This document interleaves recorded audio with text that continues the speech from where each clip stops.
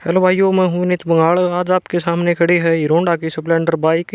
ये 2005 का वेरिएंट है। उस हिसाब से आज आप इसको जज करना, देखना आज वाली बेहतर है या उस समय की, आज से लगभग 20 साल पुरानी ये बाइक बेस्ट है। सो बात करते हैं फ्रंट से। फ्रंट में आपको इसमें दिख रहा है, इसमें 16 इंच का हमको फ्रंट वाला रिम है वो मिल जाता था, जो आज की डेट में 18 इंच का या 17 इंच का हमको देखने को मिलता है। उस टाइम में इसमें अलॉय व्हील नहीं आते थे, लेकिन जो ये स्पोक्स वाले रिम हैं ये भी काफ़ी मजबूत मिलते थे उस समय में हमको, जो कि आज तक हमने कभी भी नहीं बदलवाए हैं। यहाँ पर आपको सिल्वर रंग कलर मिलता था, जो मैंने बाद में चेंज कर दिया इसका। बात करते हैं इसके शॉकर्स की, तो इसमें मिलते हैं आपको टेलीस्कोपिक्स मैनुअल शॉकर। अब मैं दिखाता हूँ आपको इस बाइक का फ्रंट फेसिया। तो फ्रंट से आपको ये जो आज भी लुक सेम मिल रही है, कहीं ना कहीं यही चलती आ रही है लगभग पिछले 20 से 25 वर्षों से। इसमें फ्रंट में आपको हेलोजन सारा सेटअप लाइट का मिलता है, जो कि आज भी जो का त्यों बना हुआ है। बस यहाँ पर एक एलईडी दे दी है छोटी सी, वो भी बहुत भद्दी लगती है उस बाइक में।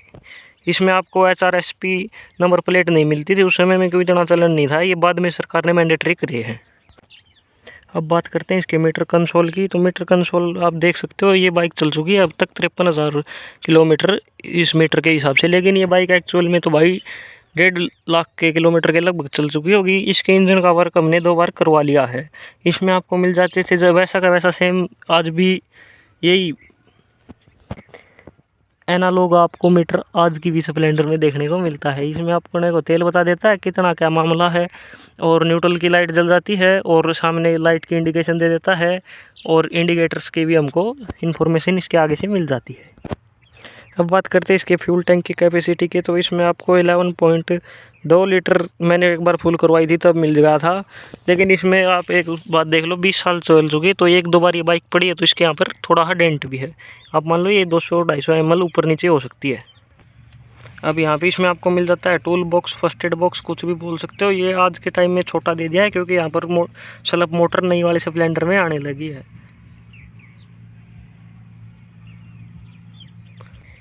ये बेसिकली एक किक स्टार्ट बाइक है, क्योंकि भाई ऑब्वियस सी बात है, उस समय में सेल्फ स्टार्ट का तो ऐसे भी नहीं जानते थे स्प्लेंडर वाले। 2017 के बाद में देने लगे जब से ये हीरो अलग हुआ है। अब बात करते हैं हम इसके इंजन की। तो इंजन आपको पता ही है 100 सीसी का मिलता था उस समय में, जो अब 97.2 सीसी का इसमें कर दिया गया है स्प्लेंडर में। तो इंजन कहीं ना कहीं आज वाली बाइक से इसका बड़ा था। ये अपने को BS2 या 3 होगी शायद से भाई, इतनी मेरे को भी इसकी नॉलेज नहीं है, कहीं पर मेरे को ये सर्च किया तो मिला भी नहीं।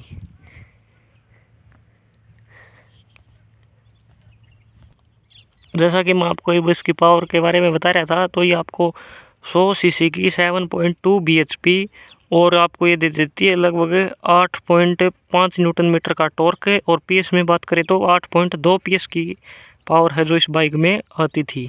ये गाड़ियों की सुन के तो आपको बहुत कम लग रहा होगा, लेकिन बाइक में ये बहुत ही सफिशेंट एक वो पावर है।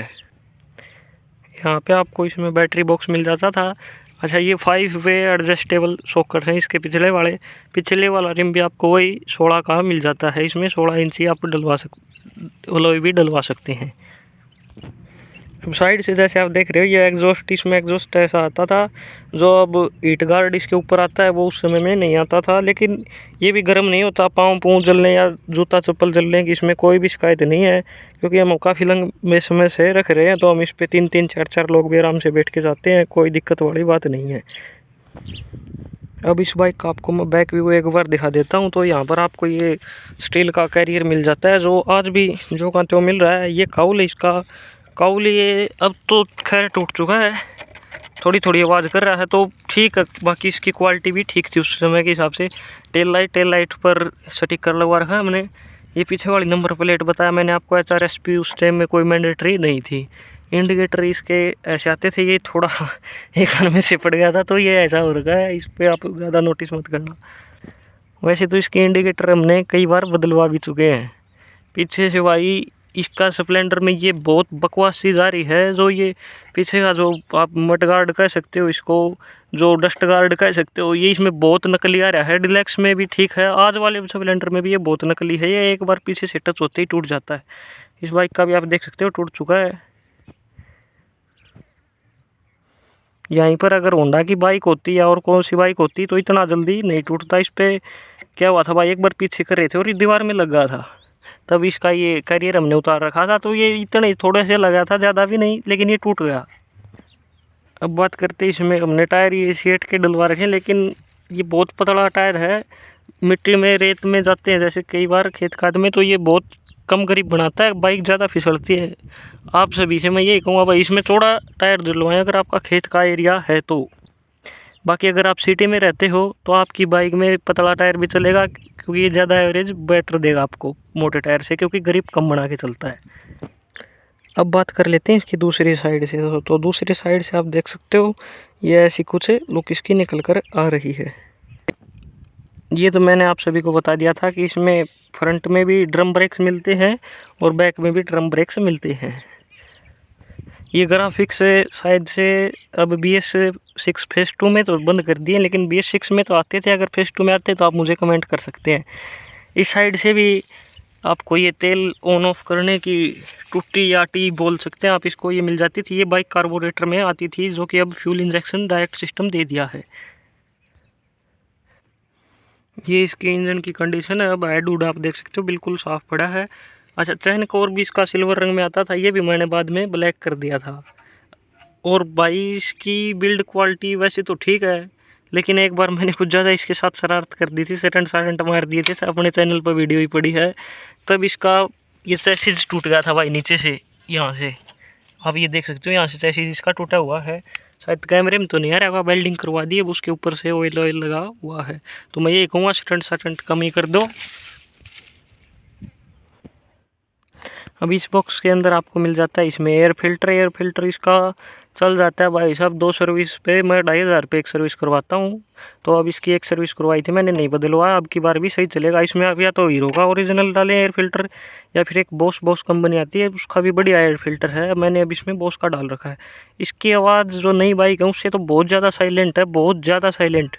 ये मान लो आप उससे तो अगर उसकी 100% है तो उसके सामने इसकी 60% साउंड ही केवल देती है। अब फ्रंट से दिखाते हैं तो ये लैग गार्ड है। ये लैग गार्ड इसके ओरिजिनल तो नीचे से जंग पकड़ गए थे, ख़त्म हो गए थे।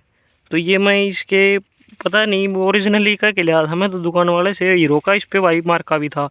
पर ये लैग गार्ड भी अब आप देख सकते हो, ये देख लो, ये लैग गार्ड अब ख़त्म होना शुरू हो गया। यहाँ से आप देख सकते हो, यहाँ से इस जगह पे से, और यहाँ पर इसका हॉर्न मिल जाता है। तो ये आफ्टर मार्केट चीज़ आप मत लो भाई, एजेंसी से लो जहाँ तक हो सके, ताकि आपकी बाइक ज़्यादा से ज़्यादा बढ़िया मेंटेन रह सके। गियर का सिस्टम तो आप सभी को पता ही है, इसमें 4 गियर डलते हैं आगे की ओर और 4 पीछे की ओर निकल जाते हैं अपने। अगर पर्सनली मैं इस बाइक की बात करूँ तो ये बाइक हमारे लिए बहुत लक्की है भाई साहब। इसको 20 साल हो गए चलते हुए। ये रोड पर बाइक एक बार गिरी थी, और वो भी मेरी गलती से गिरी थी। और ये बाइक ने आज तक ना तो उस दिन भी मेरे चोट मारी, आज तक बहुत अच्छी बाइक चल रही है। तो कहते हैं ना शुभ लोहा, वो है हमारे लिए, तो ये शुभ लोहा है बिल्कुल बाइक ये। अब इस बाइक की मैं आपको एक बार आवाज़ और चेक करवा देता हूँ, आप आवाज़ चेक कर लेना अपने हिसाब से।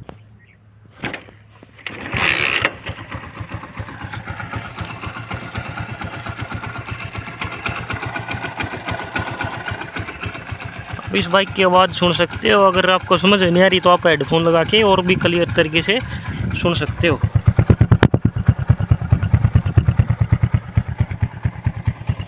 ठीक है,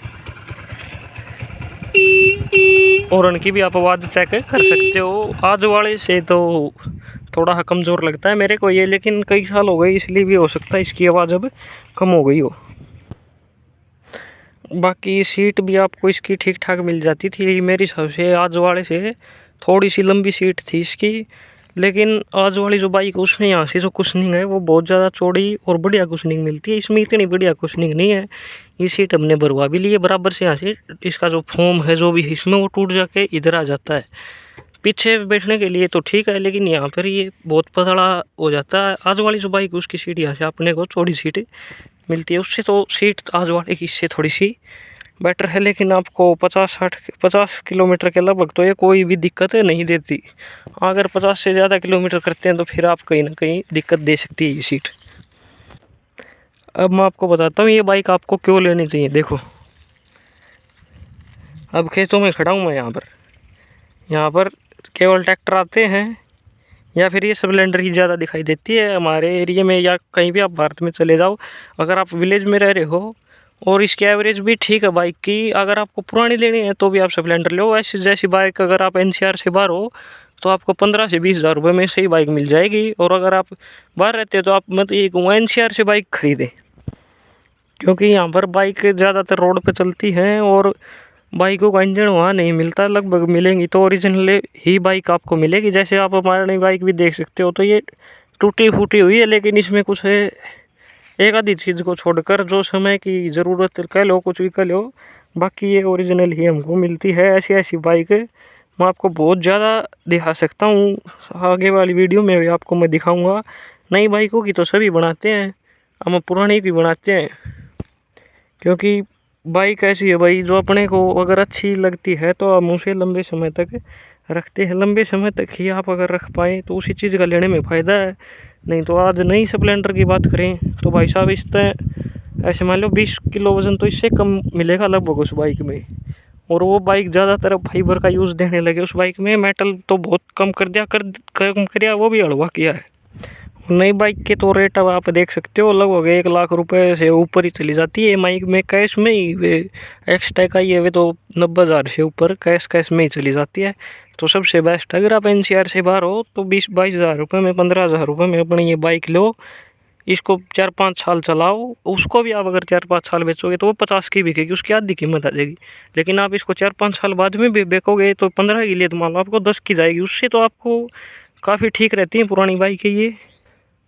हमने भी एक नई डिलक्स सेकंड हैंड परचेज करी थी, उसका भी मैं आपको जल्दी रिव्यू अपने चैनल पर देने वाला हूँ। तो चलो ठीक है भाइयों, मिलते हैं किसी और नई वीडियो में नई टॉपिक के साथ। थैंक यू, धन्यवाद जी।